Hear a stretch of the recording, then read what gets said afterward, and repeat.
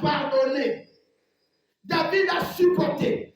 David avait des enfants qui se sont couchés entre eux. Malgré que ses enfants ont couché entre eux, il a pardonné. Malgré que ses enfants, l'un de ses enfants a tué, David a pardonné. David avait atteint une dimension. Dans la dimension de David, dans sa royauté, il avait des femmes qui étaient déjà là, des femmes pures, des femmes qui n'avaient jamais connu des hommes. Et chaque femme devait être présentée au palais royal. On dit, bon, aujourd'hui, David va coucher avec une femme pure d'Angèle. Elle est présentée et cette femme est respectée. Son village est respecté. Mais le propre fils de David, qu'on appelait Absalom, qu'est-ce qu'il a fait? Il a pris ces femmes-là, toutes ces femmes-là, il les a couchées devant le peuple de Dieu.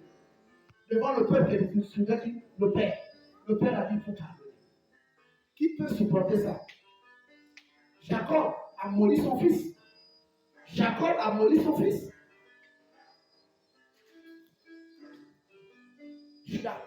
Alléluia. Jacob a maudit Judas à cause de quoi? Parce que Judas a pris sa faute.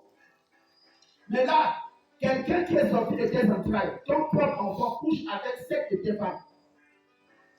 Et après ça, Absalom, le fils de David, il prend David, il chasse David du royaume, le grand David, le roi de Dieu, on le chasse, il fuit en brousse. Parce qu'il avait peur de qui de son fils. Mais malgré tout, il dit non, il faut pardonner.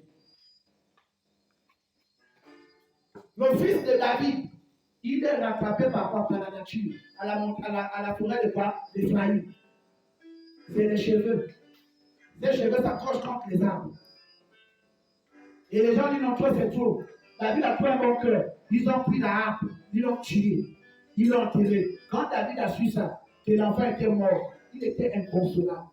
Il aurait voulu que son enfant soit en vie, mais pas mort. Et il a terminé sa vie comme un heureux. Pourquoi? Il a pardonné. C'est pourquoi la Bible dit qu'il est l'homme selon le cœur de Dieu. C'est pas parce qu'il a tué